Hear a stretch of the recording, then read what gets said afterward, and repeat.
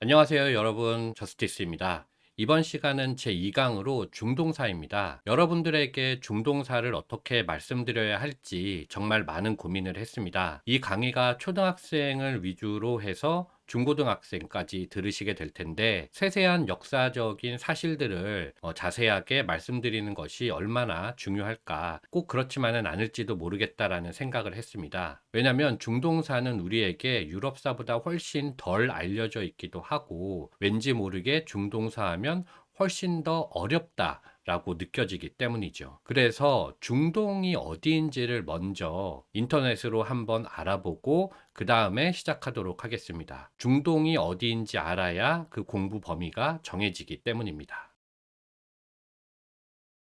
위키백과에서 중동을 보면 중동은 미드이스트로 지중해 동쪽에서부터 페르시아만까지, 지중해가 여기 있으니까 지중해 동쪽에서 페르시아만까지 이르는 아시아의 서부 대륙, 아시아가 이렇게 있으면은 전체가 이 서부 대륙, 아시아 서부 대륙을 중동이라고 한다. 그리고 좁게는 서아시아 국가들로부터, 넓게 설명할 때는 북아프리카까지 포함한다. 이렇게 설명하고 있습니다. 그런데 이제 우리나라가 여기 있잖아요. 그래서 우리나라에서 볼 때는 이쪽은 서쪽이죠. 동쪽이 아니라. 그런데 왜 여기를 중동이라고 했느냐 하면 그 위키백과를 조금 더 읽어보면 됩니다. 중동이라는 용어는 1900년대 들어서 영국이 사용했다. 영국이 어디죠? 영국이 여기 있잖아요. 그래서 이제 영국을 좀 더 확장해서 유럽이 이렇게 용어를 사용했다라고 보면 되는데요. 유럽에서 볼 때는 이쪽이 동쪽이죠.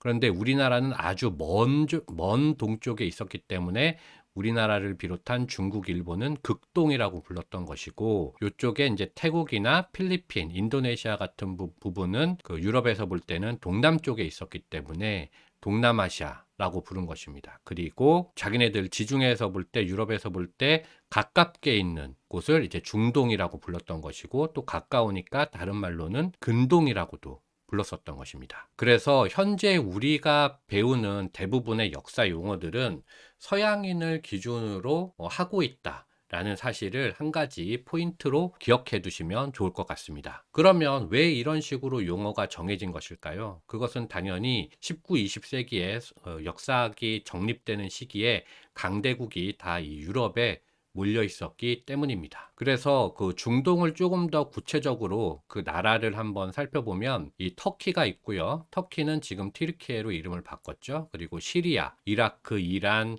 요르단, 사우디아라비아, 예멘, 오만 이렇게 있고요. 그 북아프리카 쪽으로는 이집트, 수단, 에티오피아 이런 국가들이 있는데요.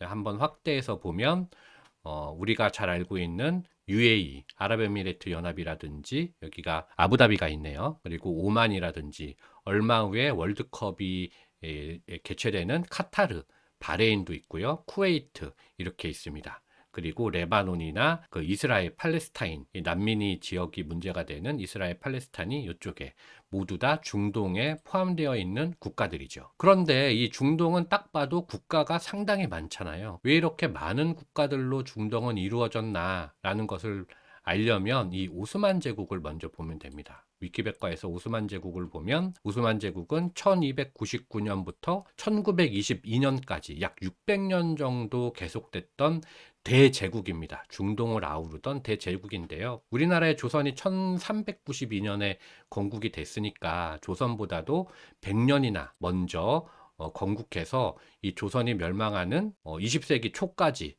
그때까지 그 오스만 제국이 있었던 국가니까 얼마나 오래된 국가인지를 알 수 있게 됩니다. 그래서 그 강국이었던 오스만 제국이 그 사이에 유럽도 공격을 하면서 유럽을 못 살게 군 그런 역사를 많이 가지고 있거든요. 그래서 지금이야 동아시아나 중동보다 유럽 세계의 패권이 있다고 하지만, 유럽이 중동으로부터 패권을 빼앗아 오는 시기는 나폴레옹이 이집트를 정복하는 18세기 말이나 되어서야 일어난 일입니다. 그래서 이 17세기를 유럽과 중동의 패권 교체기라고 한다면, 이 17세기를 16세기 이전까지는 적어도 유럽이 대체적으로 중동으로부터 공격을 받아온, 오스만 제국으로부터 공격을 받아오고 무시당한 그런 역사라고 보시면 됩니다.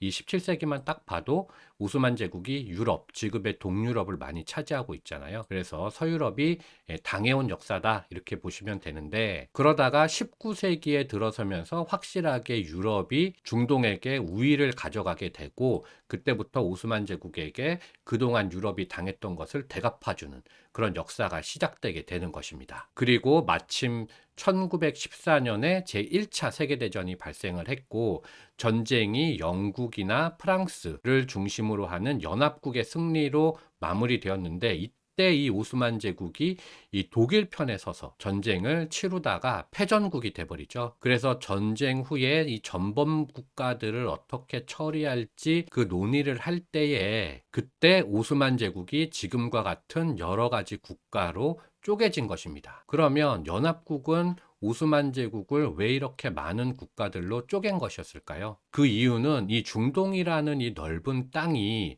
하나의 제국으로 뭉쳐져 있으면 유럽에게 큰 위협이 됐기 때문입니다. 그런데 그 대신에 나라를 이렇게 여러 개로 쪼개고 그들이 서로 국경을 긋고 마음대로 넘나들지 못하게 만들면 그들이 서로를 경계하면서 유럽에 대한 경계는 느슨해질 수밖에 없기 때문이었죠. 이런 부분은 교과서에서는 잘 가르쳐주는 부분은 아닌데, 진짜 역사는 이런 곳에 있는 것입니다.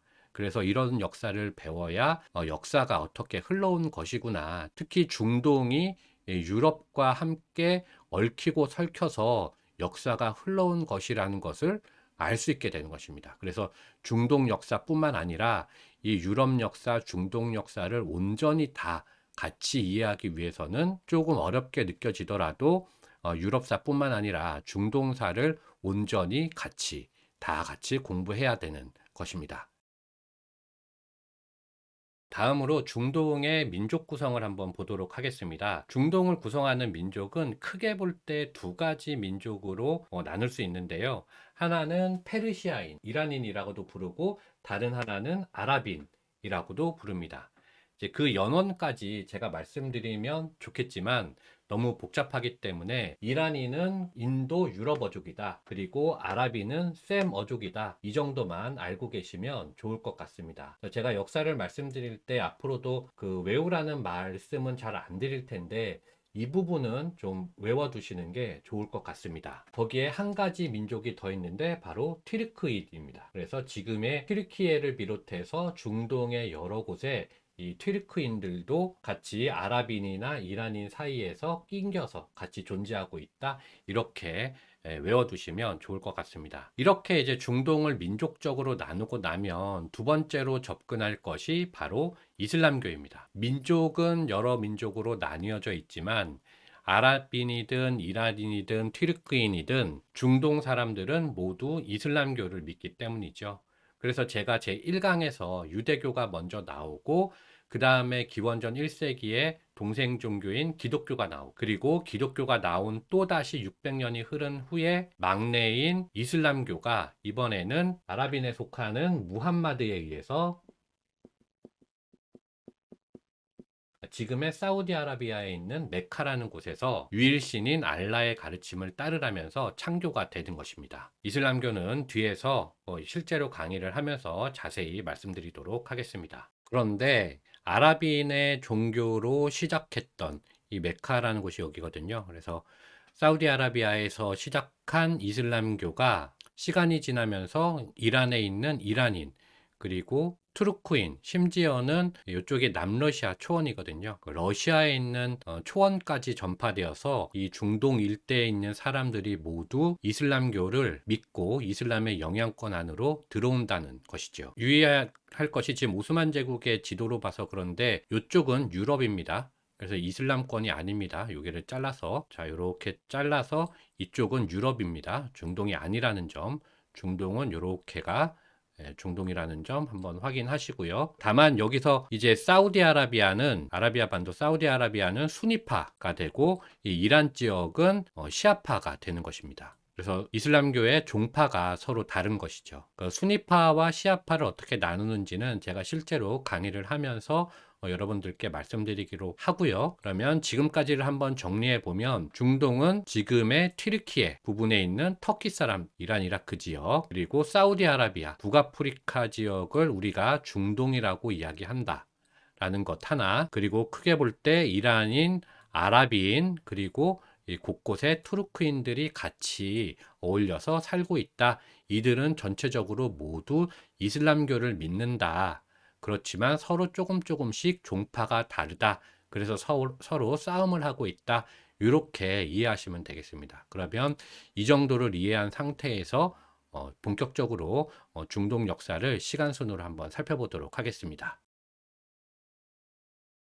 이 페르시아 이전에도 수메르 문명부터 이스라엘, 아시리아 등 여러 가지 국가들이 있지만 우리 교과 과정은 중동사를 주로 기원전 6세기에 성립한 아케메네스 왕조 페르시아부터 가르치고 있기 때문에 아케메네스조 페르시아를 먼저 보도록 하겠습니다. 이 페르시아라는 말에서 알 수 있듯이 아케메네스 왕조 페르시아는 아랍인이 아니라 이란인이 만든 국가입니다. 이것이 여기서의 포인트이고요. 기타 아라비아 반도의 아랍인을 비롯해서 다른 민족들은 아케메네스 왕조 페르시아가 만든 제국에 복속해서 살게 되는 것이죠. 그런데 아케메네스 왕조 페르시아라는 말에서 이 아케메네스는 가문 이름입니다. 이 몇백 년 뒤에 그 사산 왕조 페르시아라는 국가가 이 비슷한 지역에서 생기기 때문에 그 사산 왕조 페르시아와 구분하기 위해서 아케메네스 왕조 페르시아다라고 부른다는 점 알고 계시면 좋을 것 같고요. 이 아케메네스 왕조 페르시아를 공부할 때 알아두면 좋은 것은 딱 세 가지입니다. 제일 먼저는 이 키루스 2세를 알아야 됩니다. 이 키루스 2세가 바로 이란인들에게 건국의 아버지로 알려져 있는 왕이기 때문이죠.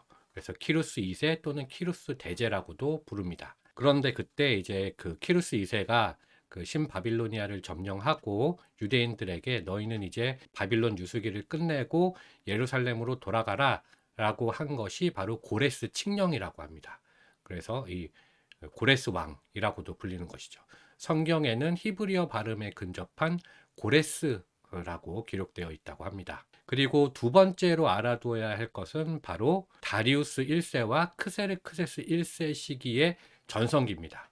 그 중에서도 특히 이제 다리우스 1세 시기를 알아야 되는데요. 다리우스 1세는 기원전 550년경부터 486년까지 통치한 사람입니다. 왕입니다. 그래서 이 지도가 기원전 500년경 지도이거든요. BC 500년경 시대의 지도이기 때문에 이 광대한 그 아케메네스조 페르시아가 최전성기를 자랑하던 시절입니다. 그래서 지금의 이란, 이라크는 물론 아나톨리아 반도 그리고 동유럽 일부, 이집트까지 북아프리카까지 모두 차지한 엄청나게 큰 대제국이었습니다. 그리고 마지막으로 알아두시면 좋은 것이 바로 그리스 페르시아 전쟁입니다. 이 전쟁은 이 다리우스 1세 시기인 기원전 499년부터 기원전 그 아들인 크세르크세스 1세 시기인 기원전 449년까지 약 반세기 정도 계속 이어진 전쟁이죠. 그런데 이 다리우스 1세의 아들인 크세르크세스 1세가 바로 영화 300에서 나는 관대하다 하고 뭐 양팔을 펼치고 이렇게 나오는 그 왕이 바로 크세르크세스 1세입니다. 그리고 이 전쟁은 제가 1강에서 그리스를 이야기할 때 이미 나왔기도 하죠. 이렇게 이제 중동사와 유럽사는 서로 겹치는 부분이 많이 있습니다. 그러니까 결국에 전쟁은 그 대제국이었던 페르시아가 패퇴하죠. 패배하고 지난 첫 시간에서 말씀드렸던 것처럼 두 국가가 전쟁을 펼치고 있는 사이에 북쪽에 있었던 마케도니아에서 필리포스 2세와 알렉산드로스 대제가 나타나서 그리스를 통일하고 아케메네스조 페르시아를 모두 멸망시켜 버리죠. 그리고 세운 것이 헬레니즘 제국이다라고 지난 1강에서 말씀드린 바 있습니다. 자, 이렇게 유럽 역사와 중동사는 서로 밀접하게 연관이 되어 있습니다. 그렇기 때문에 따로 떼어내서 공부할 수는 있어도 그렇게 하면 전체적인 역사의 흐름을 알아내는 것이 쉽지가 않죠. 그래서 제가 이렇게 말씀드리는 것처럼 여기서 포인트는 중동 역사는 유럽 역사와 함께 간다. 분리된 역사가 아니다. 라는 점만 알고 계셔도 충분히 만족스러운 공부가 될 것입니다. 헬레니즘 문명은 오래가지 못했습니다. 왜냐하면 페르시아라는 대제국을 굴복시킨 마케도니아라는 왕국 자체가 오래된 국가가 아니라 급조된 연합국가였기 때문이죠. 그래서 그 리더였던 알렉산더 대제가 사망하게 되니까 그 밑에 있는 사람들이 서로 자기가 대빵을 하겠다고 나서게 되면서 제국이 여러 갈래로 쪼개지게 되는 것입니다. 그럼 몇 개로 쪼개졌냐 하면 4개로 쪼개졌다고 보시면 됩니다. 보시면 이집트의 프톨레마이오스 왕조, 페르시아 지역의 셀레우코스 왕조, 그리고 주황색 이 아나톨리아 반도와 발칸 반도 쪽에 리시마코스 왕조, 그리고 연두색으로 되어 있는 안티고노스 왕조, 이렇게 쪼개지게 되는데요. 그 중에서 이 노란색인 셀레우코스 왕조는 불과 몇십 년 전만 해도 여기가 아케메네스조 페르시아가 있던 지역이다 보니까 이 유럽인들이 헬레니즘 제국을 건설한 유럽인들에게 쉽게 동화되기가 어려웠습니다. 따라서 강력한 알렉산더 대왕이 죽고 난 다음에 기원전 3세기부터 이란인들이 유럽인들이 세운 이 셀레우코스 왕조의 반기를 들고 그들을 밀어내면서 새롭게 국가를 만드는데, 그것이 바로 파르티아 제국입니다.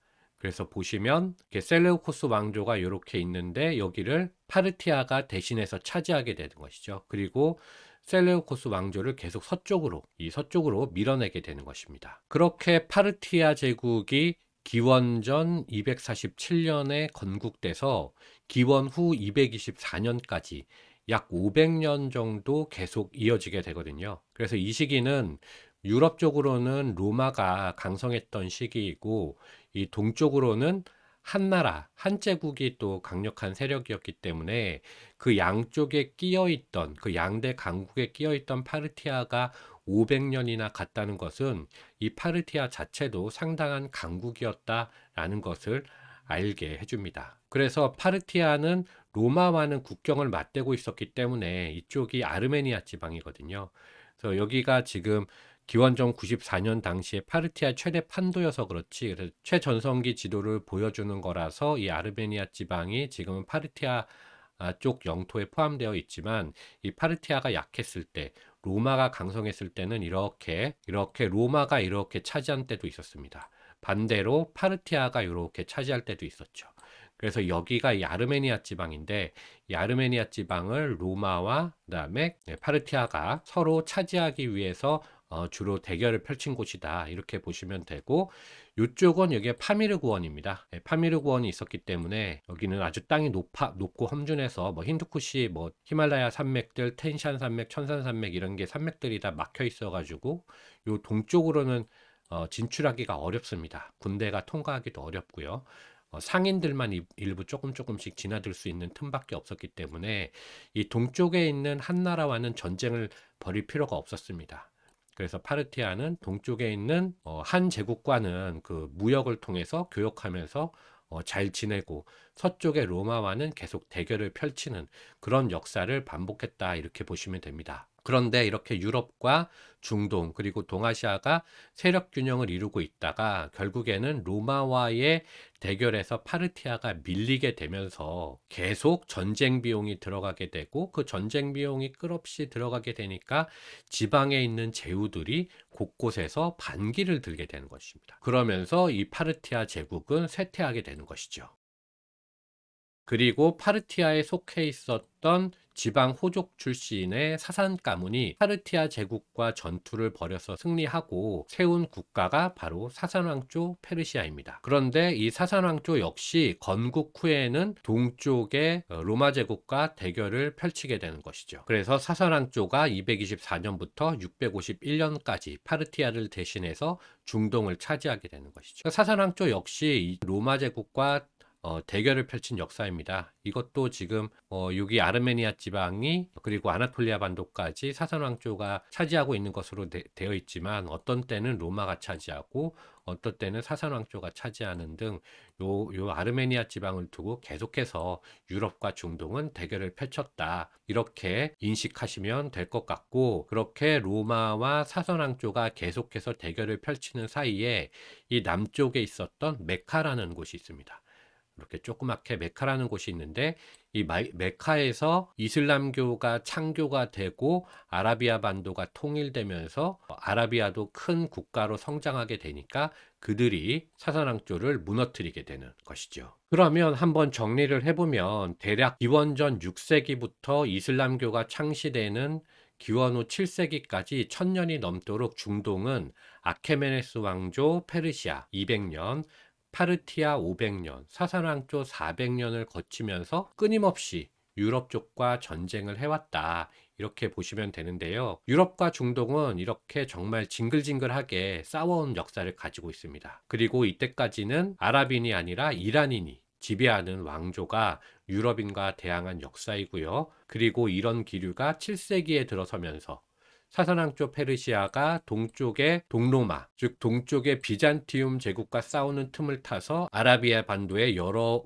국가로 소국으로 쪼개져 있던 아라비아 반도가 드디어 자신들만의 종교인 이슬람교를 만들고 이 아라비아 반도를 통일한 후에 결국 사사랑조를 무너뜨리고 중동의 패권을 다 잡아버린다. 그리고 이때부터 이란인이 아니라 아랍인이 이 중동의 패권을 잡게 된다. 이렇게 그러면서 드디어 중동 역사의 후반부가 시작된다. 이렇게 알고 넘어가시면 될 것 같습니다. 자, 그러면 처음으로 이슬람교가 어떻게 창교되었는지부터 보도록 하겠습니다. 지난 1강에서 기독교가 유대교의 동생 종교고 이슬람교는 기독교의 동생 종교다라고 말씀드린 바가 있습니다. 그래서 유대교가 첫째, 기독교가 둘째, 이슬람교가 막내 종교가 된다고 말씀드렸는데요. 이 6세기의 그 중동과 유럽의 형세를 보면 유럽에는 보시는 것처럼 비잔티움 제국이 있었고요. 그리고 중동에는 사산왕조가 있었습니다. 그리고 지금 여기는 좀 작게 쓰여져 있는데 웨스턴 투르크라고 이 서돌궐이 있었습니다. 이제 그림이 잘려가지고 작게 보이지만 이 서돌궐도 큰 제국이었습니다. 그래서 이 비잔티움과 사산왕조, 서돌궐 이 세 곳이 서로 자기가 잘났다고 싸우고 있는 그런 상황이었죠. 그때 바로 이 남쪽에는 좀 핵심 세력권이 아니었던 사람들이 아라비아 반도에 이렇게 여러 가지 소왕국으로 찢어져서 살아가고 있었습니다. 그런데 이 아라비아의 메카라는 곳이 워낙 그 무역의 중심지였거든요. 콘스탄티노플부터 시작해서 지중해를 타고 홍해를 거쳐서 레드시, 홍해를 거쳐서 인도로 들어가는 향신료 무역 루트, 이 바닷길 루트였기 때문에 이쪽에서는 유럽으로부터 내려오는 유대교 그리고 기독교인 상인들이 많이 지나다니는 곳이었습니다. 그래서 이쪽 메카에 살던 아라비아 사람들은 자연스럽게 유대교와 기독교를 어렸을 때부터 접하고 살게 되는 것이죠. 그런데 그 중에서 이 아랍인 무함마드가 생각하기에 자기네들도 유대교나 기독교처럼 유일신을 가지고 있다면 서로 각자의 신을 믿지 않고 유일신을 한 명의 신만을 믿으면 이 흩어져 있는 세력을 하나로 통일할 수 있을 거라고 생각을 했습니다. 다행히 이제 무함마드라는 사람 자체가 하심가라는 쿠라이시족 중에서 하심가라는 좀 부유한 집안 출신의 사람이었기 때문에 자신의 먹을 것, 식량을 나눠주면서 이슬람을 창교했고 많은 세력을 규합할 수 있게 되었습니다. 그렇게 자신의 교리를 설파하면서 630년 정도의 아라비아 반도를 통일하게 되는 것이죠. 그래서 지도를 좀 보시면 짙은 갈색으로 되어 있는 이 부분이 무함마드 시대의 이슬람의 그 영토였습니다. 그리고 좀 더 옅은 여기까지가 라시둔 칼리파조에서 확장된 영토다 이렇게 얘기하고 있는데 라시둔 칼리파라는 말은 대리인 또는 후계자 정도의 의미입니다. 그래서 무함마드가 사망한 후에 그 후손들이 개척한 땅은 이 정도 된다라고 보시면 되는 것이고요.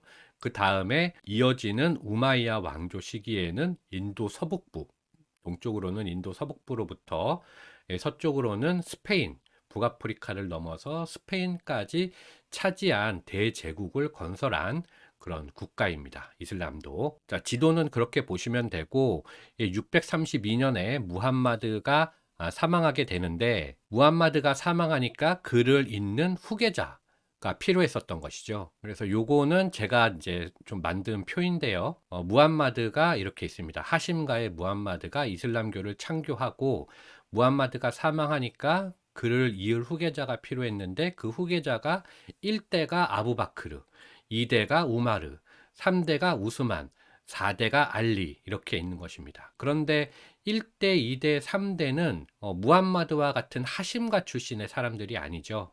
1대는 타임가, 2대는 아디가, 3대는 우마이야가 출신의 칼리파들입니다. 그리고 오로지 이 4대 알리만이 그 하심가, 무함마드와 같은 하심가 출신의 대리인이 된 것이죠.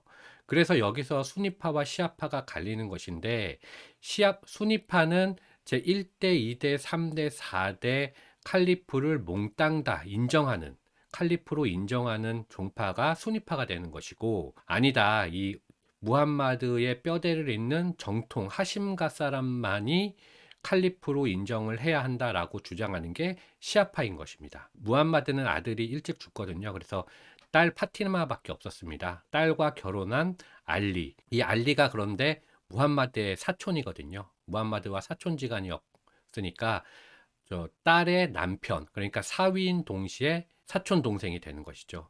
근데 이때 당시만 해도 그게 이상한 일이 아니었습니다. 그렇게 해서 수니파와 시아파가 나뉜다라는 것을 하나 알아두시면 되고, 그리고 제2대 우마르 시기부터는 본격적으로 아라비아를 통일한 이 아랍인들이 드디어 북쪽에 있는 사선왕 조, 이란인 왕조를 쳐들어가게 되는 것이고, 제3대 우스만 시기에 실제로 650년경에 사선왕조 페르시아를 무너뜨리게 됩니다. 멸망시키게 됩니다. 그리고 사선왕조 페르시아가 무너지면서 드디어 아랍인이 중동의 패권을 잡기 시작한 것이죠. 그런데 이 4대 칼리프인 알리가 곧장 암살당하게 됩니다. 암살당하게 되니까 새롭게 또다시 칼리프를 선출해야 되는데, 그렇게 선출된 사람이 바로 이 시리아 지방의 총독으로 있었던 무아위야라는 사람입니다. 그래서 이 1대부터 4대까지를 정통 칼리프 시대라고 하거든요. 이 정통 칼리프 시대가 마무리되고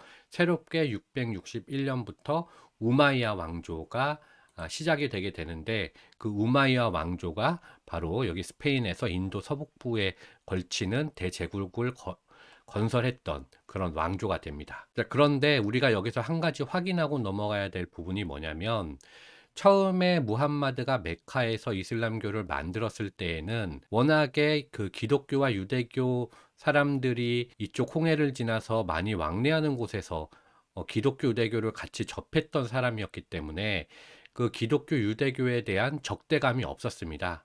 그래서 이쪽 유럽의 비잔티움 제국은 공격하라고 가르치지 않았죠. 그런데 무함마드가 죽고 난 다음에 이쪽 사산왕조를 멸망시키게 되니까 먹을 게 많다라는 걸 깨달은 아랍인들이 더 제국을 팽창시키기 위해서 비잔티움 제국도 공격하게 됩니다. 그렇게 군사적으로 영토가 팽창하는 것을 우리가 군국주의다 라고 이야기를 하는 것인데요. 그래서 처음에 이 무아위야가 시리아 지방에 있다가 처음에 공격을 한 곳이 콘스탄티노플입니다. 비잔티움을 공격하면 먹을 게 많았을 테니까요. 그런데 이 비잔티움을 지키는 테오도시우스 성벽은 당시 7세기의 공성 기술로는 무너뜨릴 수 있는 성벽이 아니었습니다. 실제로 콘스탄티노플 성벽은 1453년에 무너지기 때문에 한 700년 후에나 무너지는 그런 성벽이었던 것이죠.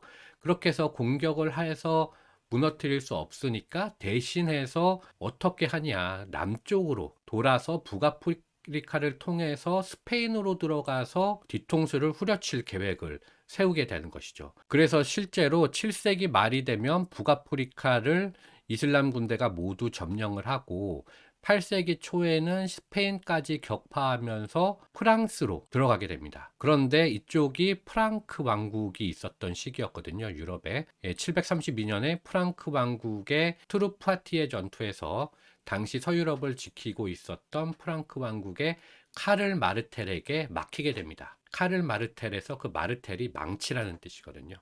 강력한 장군이었는데 그 카를 마르텔에 의해서 서쪽 진군이 막히게 되는 것이죠. 그러면서 더 이상 이슬람이 유럽을 정복할 수 잡게 되는 것입니다. 그리고 스페인에 갇혀버리는 이런 형국이 된 것이죠. 그래서 오도 가도 못하는 상황이 되면서 우마이야 왕조는 쇠퇴한 것이고, 그렇게 군국주의가 끝을 맺게 되면서 더 이상 팽창하지 못하게 되면서 우마이야 왕조는 무너지고, 새롭게 750년, 그러니까 8세기 중반에 아바스 왕조가 다시 중동의 패권을 잡게 되는 것입니다.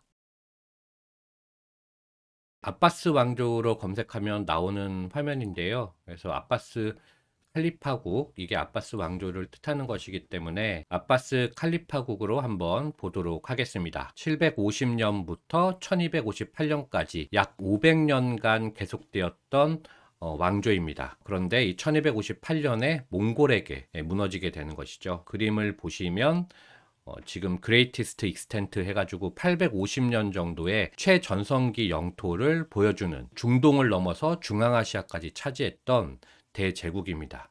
그래서 750년에 건국한 이후에 바로 1년 뒤인 751년에 지금 여기 보시면은 여기가 아라레가 있고, 이 아라레 밑으로 아무다리아 강과 시르다리아 강이 이렇게 흐릅니다. 그리고 그 옆에 이제 탈라스라는 곳이 있는데, 여기에 그때 당시에 당나라가 있었거든요. 당나라가 아주 큰 제국으로 있었고, 여기가 이제 아바스 왕조가 있었던 것인데, 둘이 이 탈라스에서 전투를 벌이게 됩니다. 근데 이 전투에서 아바스 왕조가 승리하게 되는 것이죠. 그래서 이 중앙아시아를 포함한 광대한 영역을 아바스 왕조가 모두 차지하고 패권을 갖게 되는 것입니다. 하지만 이제 새롭게 등장한 아바스 왕조는 이전에 무아이야 왕조가 군국주의로 팽창 정책을 펼치다가 멸망한 것을 기억하고, 더 이상 군국주의 노선을 계속하지 않고 경제를 중심으로 하는 국가체제로 전환하면서 먹고 사는 문제를 해결하는 데 힘을 쏟게 됩니다. 하지만 이제 이때까지만 해도 힘의 논리가 세상을 지배하던 시대였기 때문에 군사력이 약해지게 되니까 시간이 가면서 조금씩 땅덩어리를 지방 호족들에게 나눠줘야 하는 그런 경우가 생긴 것이죠. 대표적으로 볼 때 9세기 후반이 되면 이 아라레 밑으로 부하라라고 있었습니다. 이제 부하라를 중심으로 하는 사만조, 이집트를 중심으로 하는 10세기 초의 파티마 왕조라든지, 아니면 10세기 중반 이후에 이란 이라크 지역을 중심으로 해서 일어났던 부하이 왕조 등 이렇게 지방 정권들이 새롭게 아바스 왕조를 압박하면서 지방 정권이 흥기하게 되는 것이죠. 그러니까 이 아바스 왕조가 이 위기를 탈출하기 위해서 강구해낸 수단이 바로 술탄이라는 제도입니다. 그래서 자기네들은 칼리프, 이 종교 지도자로서의 권위를 유지하고, 술탄이라는 그 세속의 통치자를 새롭게 하나 만들어서 당시에 가장 강력한 제국으로 떠오르고 있던 셀주크 제국에게 술탄 칭호를 주는 것입니다. 그래서 그 셀주크 제국으로부터 자기네들 그 칼리프조를 계속 유지하려고 했었던 것이죠. 셀주크 제국을 보면 영토가 지금 아바스 왕조랑 거의 비슷하죠. 셀주크 제국 역시 아라레 밑에서 흥기해서 이렇게 서진을 한 제국인데요. 그러면 아바스 왕조는 왜 술탄이라는 자리를 만들어서 자기네들은 종교적 지도자로 뒤로 내려앉았냐 하면, 셀주크 세력을 이용해서 부하이 왕조라든지 다른 그 지방 정권들을 막아내기 위함이었습니다. 보시면 셀주크 제국이 이제 1040년부터 등장하게 되니까 이 11세기부터는 아랍인도 아니고 이란인도 아닌 튀르크인들이 새롭게 중동의 강자로 등장하게 되는 것이죠. 이 셀주크 제국의 지도를 보시면은 1092년에 말리크 샤 1세 때 지도입니다. 그래서 이제 최대 영역을 표시한 지도인데요. 그래서 이 11세기에 이 지중해가 이렇게 있으면 지중해 동부에서부터 중앙아시아의 파미르 고원에 이르기까지, 이쪽에 대충 이쪽에 파미르 고원이 있으니까 이 파미르 고원까지를 차지했던 대제국이 바로 셀주크 제국이 됩니다. 그런데 이제 셀주크 제국이 중동을 평정하고 공격한 곳이 바로 비잔티움 제국이 되는 것이죠. 그리고 비잔티움 제국이 공격을 받으니까 서유럽에 있던 교황이 그 비잔티움 제국이 멸망한 다음에는 분명히 다시 서쪽으로 이동할 것이기 때문에 자기네들이 당할 게 뻔했기 때문에 교황이 십자군을 결성해서 성지를 탈환한다는 목적으로 역공을 펼쳐서 이 예루살렘을 탈환하기 위해서 십자군 원정을 시작하게 되는 것입니다. 그래서 셀주크 제국은 이후에 십자군과 그 예루살렘을 놓고 장기간에 걸쳐서 전쟁을 펼치게 되죠. 그러는 사이에 셀주크 제국도 결국에는 세력이 약화되었고 그 분열한 끝에 결국에 13세기에 역시 몽골의 침입으로 멸망하게 되는 것입니다. 그리고 아바스 왕조도 몽골의 침략으로 같이 멸망하게 되는데요. 이 아바스 왕조와 셀주크 제국이 무너지는 과정은 제4강 북방 유목민 역사를 다룰 때 몽골을 이야기할 때 다시 말씀드리도록 하겠습니다. 오스만 제국으로 검색하면 나오는 화면인데요. 이 셀주크 튀르크가 아나톨리아 반도에서 몽골의 공격으로 쇠퇴하는 모습을 지켜보던 오스만 가지라는 인물이 이 사람입니다. 오스만 가지라는 인물이 13세기 말에 1299년도에 아나톨리아 반도 서부에서 보시면 이쪽이죠. 아나톨리아 반도 서부에서 오스만이라는 작은 공국을 건국했습니다. 그리고 그들은 티르크 민족답게 정복 전쟁을 하면서 이 동서로 영토를 팽창하게 되는데요. 위키백과는 이제 한국어보다 영어가 더 자세하게 나옵니다. 그래서 한국어로 충분한 정보를 취하지 못할 때는 영어로 검색해서 보면 좋은데요. 이 화면이 그 오스만 제국을 영어로 검색했을 때 나오는 화면입니다. 그래서 여러분들도 오스만 엠파이어라고 해서 한번 검색을 해보시면 그 중에서 이 지도가 잘 나와 있는 지도이기 때문에 이 지도를 한번 보도록 하겠습니다. 이 지도는 건국 시점부터 1683년까지 오스만 제국이 영토를 어떻게 팽창했는지를 보여주는 한 장으로 보여주는 아주 좋은 지도이기 때문에 이 지도를 가지고 말씀을 드려보면 이 1300년도의 이 건국 시점에 확대해서 한번 볼까요?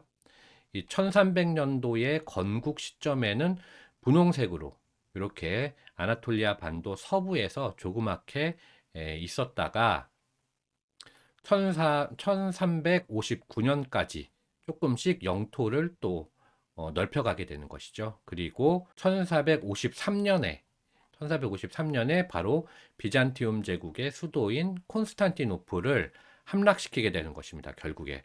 그래서 이 시기가 바로 정복자라고 불렸던 메메드 2세, 제7대 술단인 메메드 2세 시기거든요.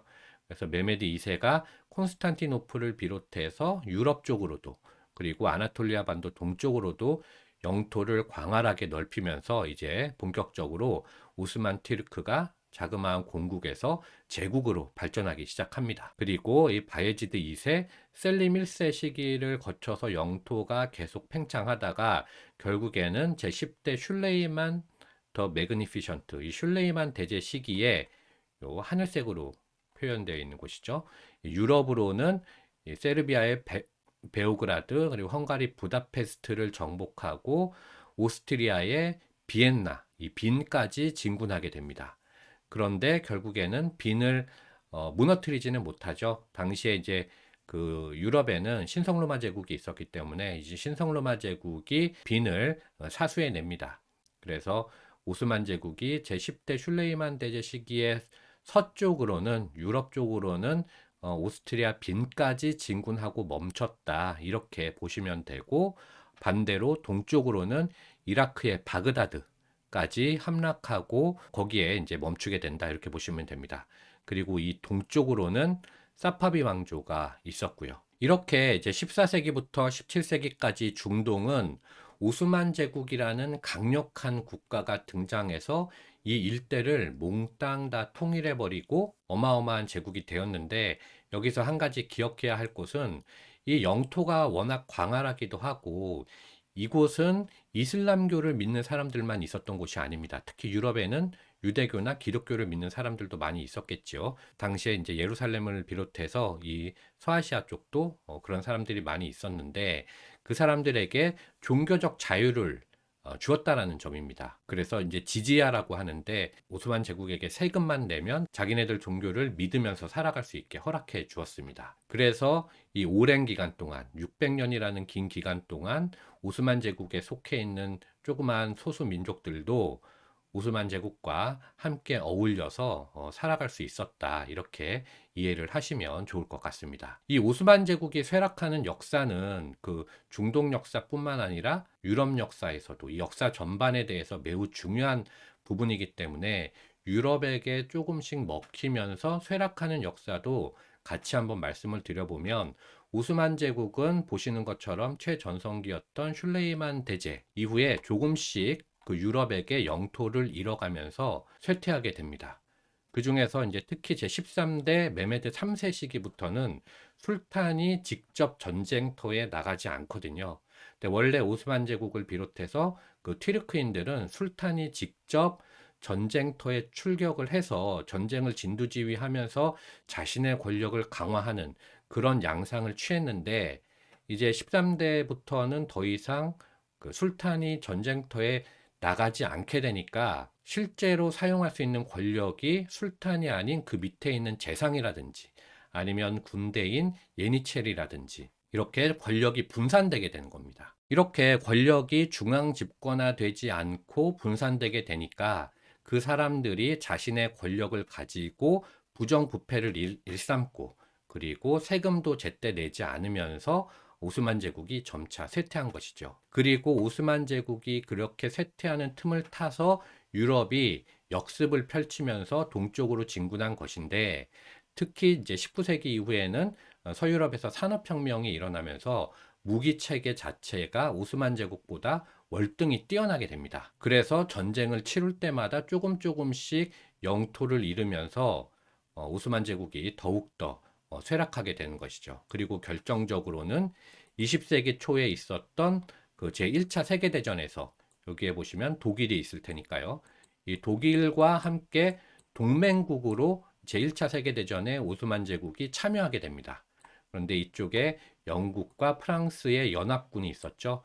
전쟁에서 영국과 프랑스의 연합군이 독일과 오스만 제국을 이기면서 결국에는 전후 처리를 해야 되는데, 이 전후 처리에서 오스만 제국이 아나톨리아 반도, 자신들이 처음에 출발했던 이 아나톨리아 반도를 제외한 모든 중동 지역을 이 서유럽, 특히 영국과 프랑스에게 잃어버리면서 오스만 제국은 붕괴되는 것이고, 그리고 아나톨리아 반도의 터키라는 이름으로 국가가 터키 공화국으로 계속되게 되는 것입니다. 그리고 이번 6월 달에 그 터키가 국명을 튀르키예로 바꾼 것이죠. 이 오스만 제국은 중동 역사에서 상당히 중요한 부분을 차지하는 국가입니다. 그래서 여러분들이 좀 더 공부하시고 싶으신 분들은 이 오스만 제국을 검색하시면 제가 올려놓은 영상이 이렇게 나오거든요. 요것 말고 요 밑에 있는 요 영상도 제가 오스만 제국에 대해서 올려놓은 영상이니까 여러분들 더 공부하시고 싶으신 분들은 보시면 되겠습니다. 물론 이 그 오스만 제국뿐만 아니라 이전에 제가 설명드린 뭐 아케메네스 왕조 페르시아로부터 뭐 사산조나 파르티아, 그리고 셀주크 제국 등 제가 지금까지 설명한 그 국가들은 모두 제 채널에 영상으로 자세히 올라와 있으니까요. 확인하시면 될 것 같습니다. 그리고 지금 보시는 것과 같이 오스만 제국의 영역은 최전성기에도 이라크까지는 차지했지만 이란 지역을 차지하지는 못했습니다. 그래서 이 이란 지역에는 또 다른 오스만 제국과 또 다른 이슬람 국가가 있었는데요. 그 국가가 바로 사파비 왕조입니다. 그래서 사파비 왕조를 구글에서 검색을 하면 이렇게 나오는데요. 사파비 제국으로, 사파비 왕조와 사파비 제국 이렇게 나오는데, 사파비 제국으로 한번 보도록 하겠습니다. 자, 보시면 사파비 제국은 1501년부터 1736년까지 이란 지역에 있었던 왕조입니다. 그래서 지금 이 지도는 아바스 1세 치세의 사파비 제국, 그러니까 아바스 1세가 최전성기를 이끈 왕이었기 때문에 그때의 지도인데, 지금 보시면은 오스만 제국이 왼쪽으로 많이 밀려나가 있죠. 원래는 바그다드까지 오스만 제국이 차지하고 있다가 슐레이만 대제가 죽은 다음에, 그 다음에 사파비 왕조가 오스만 제국을 거꾸로 밀어내고 저 최전성기를 맞았을 때 그때 최대 영역을 표시한 지도입니다. 다만 이제 이 사파비 왕조도 결국에는 오스만 제국의 공격을 받아서 멸망하게 되는 것이죠. 그리고 그 다음으로 등장하는 왕조가 18세기 후반에 카자르 왕조가 나오게 되는데요. 이 카자르 왕조도 카자르 왕조와 제국이 있는데, 제국을 열어보면 지도가 나오기 때문에 제국으로 보도록 하겠습니다. 그래서 사파비 왕조가 1736년에 멸망을 하고요. 그다음에 일정 기간의 혼란기를 거쳐서 1794년에 새롭게 카자르 제국이 들어서서 1925년까지 약 한 세기 이상 계속된 그 왕조입니다. 그런데 이 카자르 제국이 제국을 통치할 시기에는 그 북쪽에는 러시아, 그리고 남쪽에서는 그 영국이 쳐들어오던 그레이트 게임의 시대입니다. 그 지금 보시면은 북쪽은 러시아가, 그리고 요 파란색 지역은 영국이 차지한 것입니다. 그래서 러시아가 이렇게 내려왔겠죠. 그리고 영국은 이렇게 밑에서 해군을 통해서 올라오던 이런 양쪽에 끼어 있는 시기였기 때문에 카자르 왕조는 영국과 러시아의 반식민지 왕조였다. 이렇게 보시면 됩니다. 그리고 제1차 세계대전 후에 레자 팔레비의 군사 쿠데타로 새롭게 등장하는 왕조가 바로 팔레비, 팔라비라고 되어 있는데요. 팔레비나 팔라비나 뭐 같은 말입니다. 그래서 팔라비 제국으로 한번 보도록 하겠습니다. 보시면 1925년부터 1979년까지 약 반세기 정도 계속된 페르시아의 마지막 왕조이고요. 카자르 왕조가 1925년에 멸망하고 팔레비 왕조가 그 해에 들어서게 되는 것이죠. 그런데 이 팔레비 제국은 기억하셔야 될 것이 바로 건국하고 10년 후부터, 그러니까 1935년부터 지금의 이란이라는 국명을 사용하기 시작한 왕조입니다. 그리고 팔레비 왕조는 미국의 힘을 이용해서 자국의 이란의 그 산업화와 근대화를 추구한 그런 왕조이거든요. 그래서 미국을 이용해서 그 산업화와 근대화를 백색혁명이라고 하는데, 이 백색혁명에 대해서 민족주의자들이 반란을 일으키게 됩니다. 보시면 밑으로 좀 내려서 보겠습니다. 1978년부터 데모가 일어나고, 그 중에서 호메이니 등 종교인까지 가세해서 혁명으로, 이슬람 혁명으로 번지게 됩니다. 그 중에서 이제 대빵이 이 호메인이죠. 자, 이 사람입니다. 대통령보다도 더 권력이 많은 이란에서는 그런 인물이죠. 그래서 이 호메이니를 중심으로 해서 반미를 추구하는 이슬람 공화국이 1979년에 성립한 것이고, 그 이란 이슬람 공화국이 오늘날에까지 이어지고 있는 것이죠. 자, 이렇게 중동의 역사를 모두 마치고 다음 시간부터는 제3강 중국사로 돌아오도록 하겠습니다. 감사합니다.